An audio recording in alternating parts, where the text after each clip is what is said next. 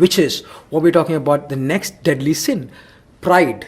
Pride is when you've established yourself as a good food blogger or a food writer or anybody on Instagram. You can find lots of public figures on Instagram nowadays. Anybody and everybody claims to be a public figure. But if you have an audience, for example, that actually appreciates your content and appreciates your work, then you don't ride on that pride. Okay, like I was saying before.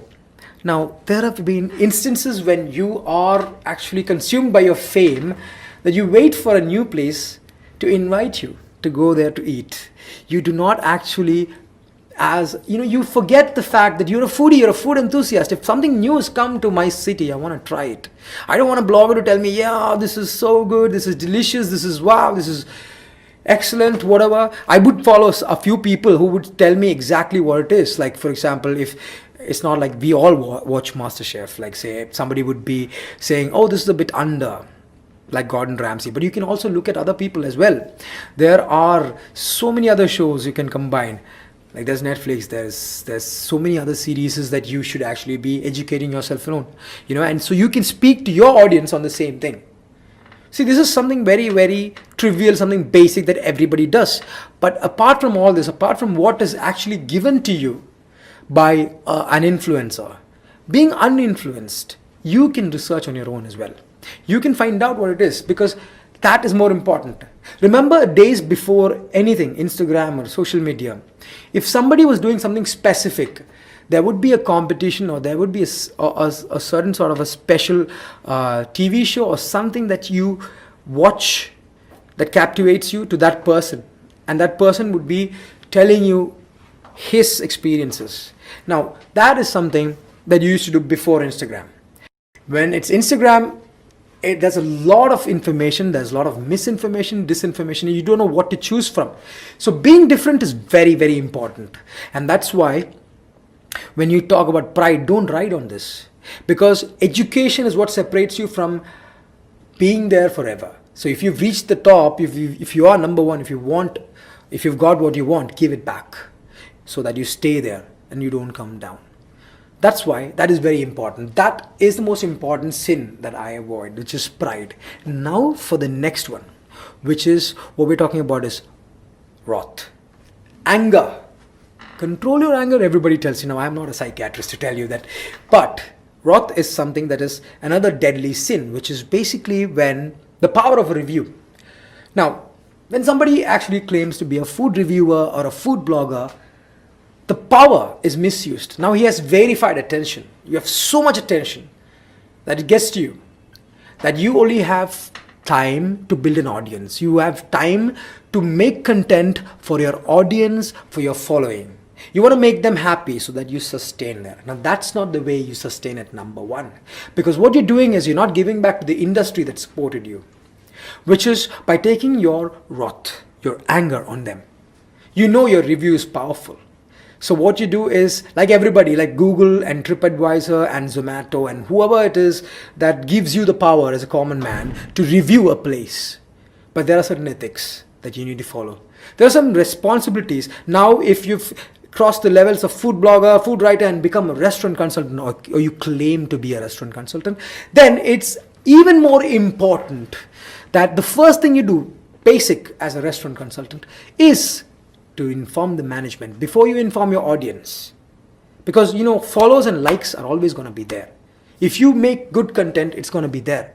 But if you're going to be talking about negatives, you know what? You create a thread of negative and hate comments. You are promoting something that's not required.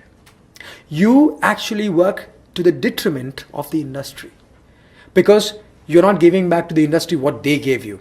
Because of these places being around, you go and eat. You, as a foodie or a food enthusiast, is a very common person who actually goes and eats out. You want places to survive. So for that reason, if you're a restaurant consultant, I agree. For everything that you're good at, you need to be paid.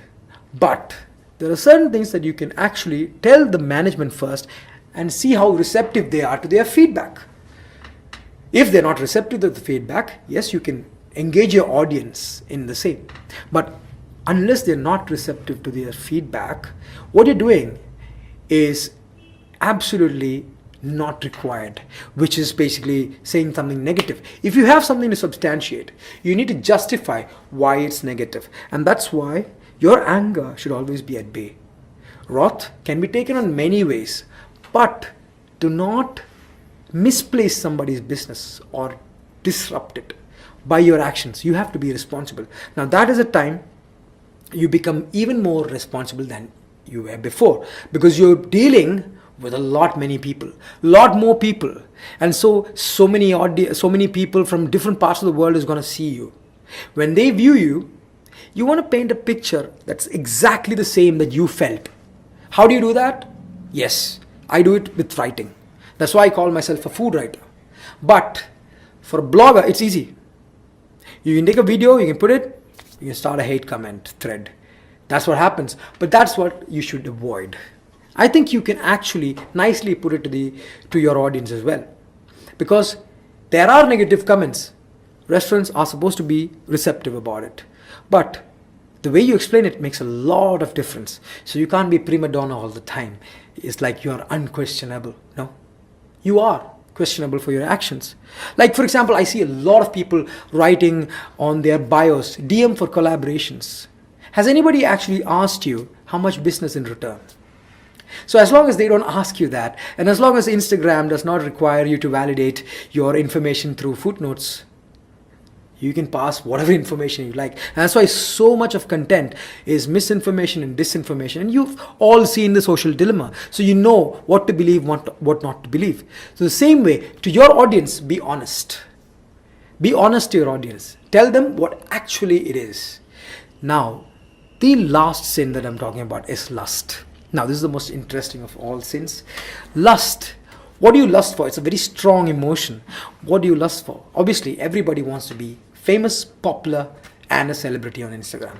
Now, if you are going there not to pursue your passions, but to become famous, then this does not apply, because you can keep lusting for it. So for me, I've put it as Vox Populi, Vox Desi, which is basically what works with every blogger in India, which is the voice of the Desi.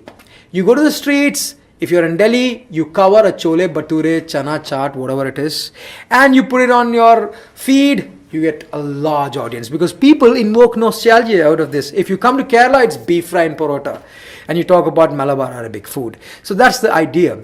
You get more likes for this, but it's mundane, it's monotonous, it's repetitive. It's not gonna give you anything except for followers and likes. That was not the purpose for you to take to Instagram. For me, at least, I took to Instagram to be real, to be raw. Now, there's a private life I enjoy as well. That's not something on Instagram. That's not something that's supposed to be on Instagram. Everybody has their own privacies. And I don't want to disrupt somebody else's privacy. The same way, I do not paint a picture of what my personal life is.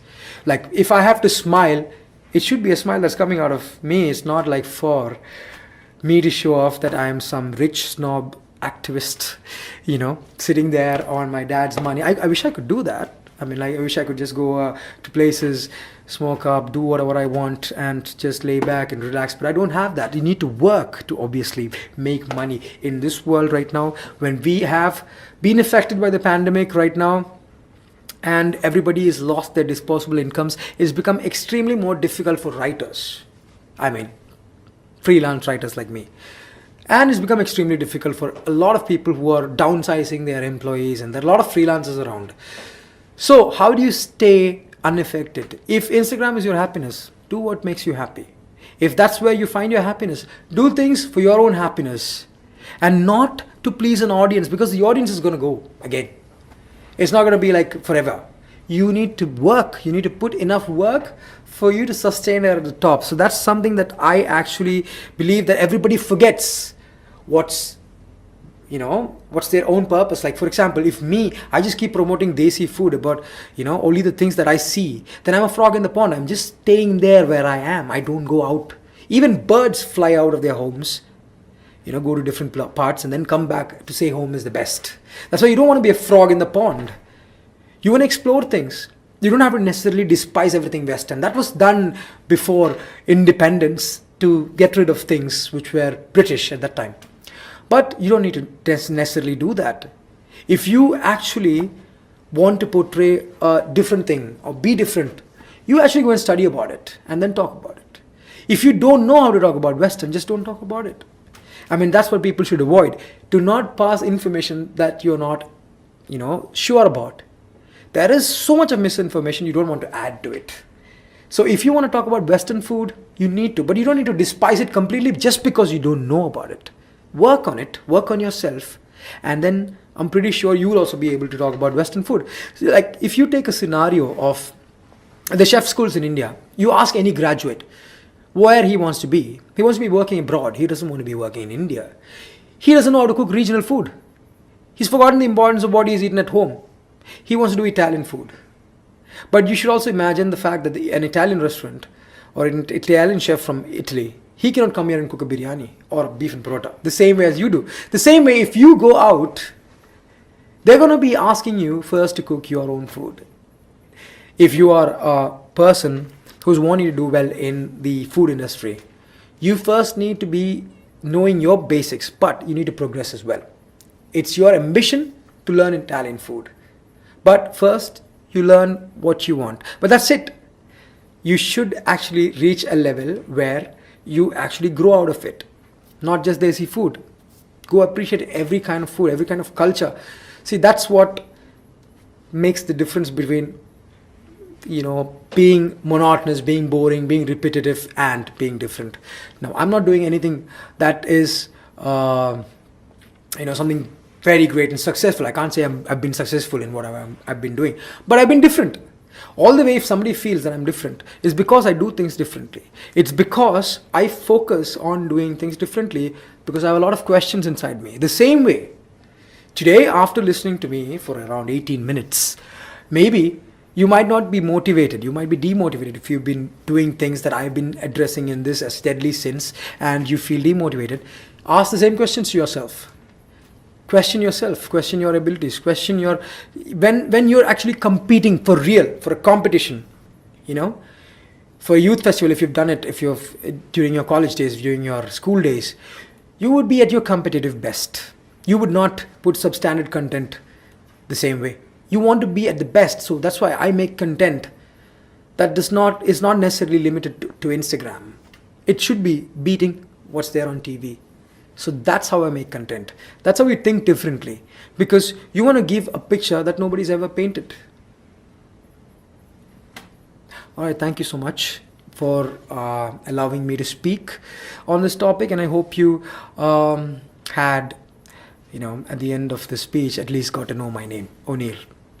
Happy eating all. Thank you so much, Mr. Oneal, for such an interesting and informative session.